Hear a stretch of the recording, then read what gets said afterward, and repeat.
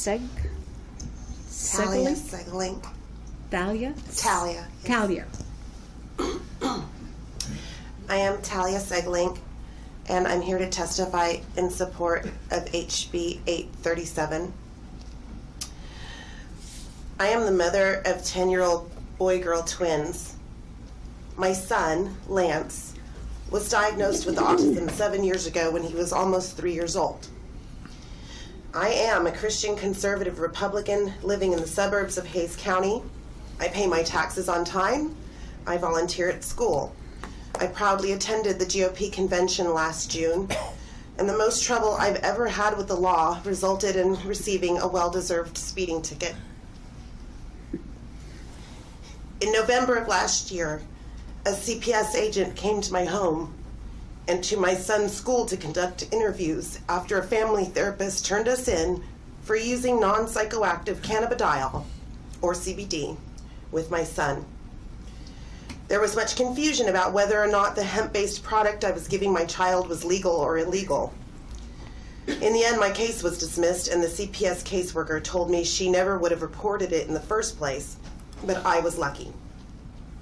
There are other families here in Texas who have not been so lucky, and in the future, we can expect more Texas children will be separated from their families as parents are turned into CPS and subsequently the DA for trying to help their special needs children. My son has benefited tremendously from the use of CBD oil. He has stopped biting teachers and classmates. His rages have subsided. He's no longer abusing himself and causing injury to himself. He doesn't pull the hair of babies within arm's reach at restaurants. He's sleeping through the night and speaking in complete sentences for the first time in his life.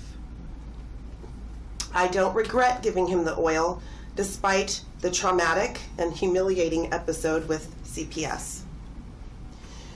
Reasons not to support 837 seem to be rooted in fear. Fear of misuse, or fear of seeming soft on crime, or perhaps even fear of losing an election. Fear, as with any emotion, is not a rational basis on which to decide law.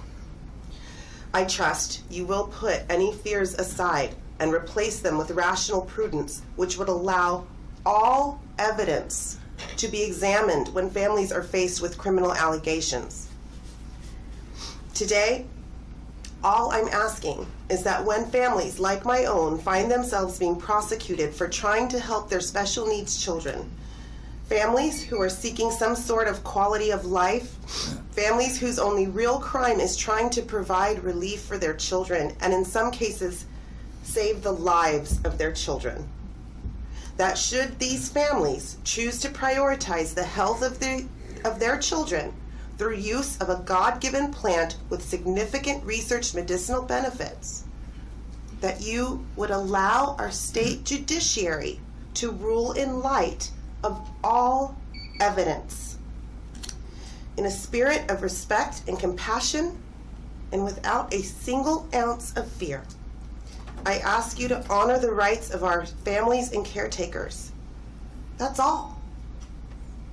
Please vote 837 out of committee. Thank you. Arthur Cisneros.